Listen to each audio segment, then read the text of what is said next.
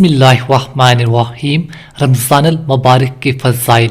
حضرت سلیمان رضی اللہ عنہ کہتے ہیں کہ نبی کریم صلی اللہ علیہ وآلہ وسلم نے شعبان کی آخری تاریخ میں ہم لوگوں کو واعظ فرمایا کہ تمہارے اوپر ایک مہینہ آ رہا ہے جو بہت بڑا مہینہ ہے، بہت مبارک مہینہ ہے۔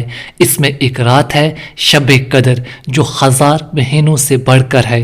اللہ تعالیٰ نے اس کے روزے کو فرض فرمایا اور اسے رات کے قیام یعنی تراویح کو ثواب کی چیز بنایا ہے۔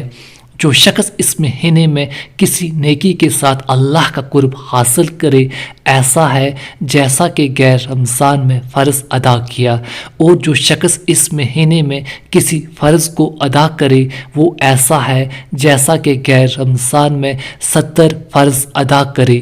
یہ مہینہ صبر کا ہے اور صبر کا بدلہ جنت ہے، اور یہ مہینہ لوگوں کے ساتھ کم خوری کرنے کا ہے۔ اس مہینے میں مومن کا رزق بڑھا دیا جاتا ہے۔ جو شخص کسی روزے دار کا روزہ افطار کرائے اس کے لیے گناہوں کے معاف ہونے اور آگ سے خلاصی کا سبب ہوگا، اور روزے دار کے ثواب کی مانند اس کو ثواب ہوگا، مگر اس روزے دار کے ثواب سے کچھ کم نہیں کیا جائے گا۔ صحابہ رضی اللہ عنہ نے عرض کیا، یا رسول اللہ صلی اللہ علیہ وآلہ وسلم، ہم میں سے ہر شخص تو اتنی وسعت نہیں رکھتا کہ روزے دار کو افطار کرائے۔ تو آپ صلی اللہ علیہ وآلہ وسلم نے فرمایا کہ پیٹ پر کھلانے پر موقف نہیں، یہ ثواب تو اللہ جل شانہ ایک کھجور سے کوئی افطار کرا دے، یا ایک گھونٹ پانی پلا دے، یا ایک گھونٹ لسی پلائے، اس پر بھی مرحمت فرما دیتے ہیں۔ یہ ایسا مہینہ ہے کہ اس کا اول حصہ اللہ کی رحمت ہے، اور درمیانی حصہ مغفرت ہے، اور آخری حصہ آگ سے آزادی ہے۔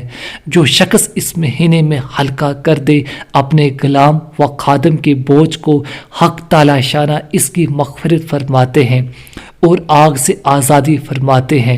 اور 4 چیزوں کی اس میں کثرت رکھا کرو، جن میں سے 2 چیزیں اللہ تعالیٰ کی رضا کے واسطے، اور 2 چیزیں ایسی ہیں کہ جن سے تمہیں چارہ کار نہیں۔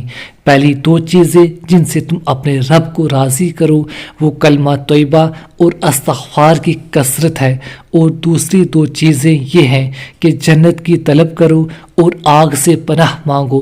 جو شخص کسی روزے دار کو پانی پلائے، حق تعالیٰ قیامت کے دن میرے حوض سے اس کو ایسا پانی پلائیں گے جس کے بعد جنت میں داخل ہونے تک پیاس نہیں لگے گی۔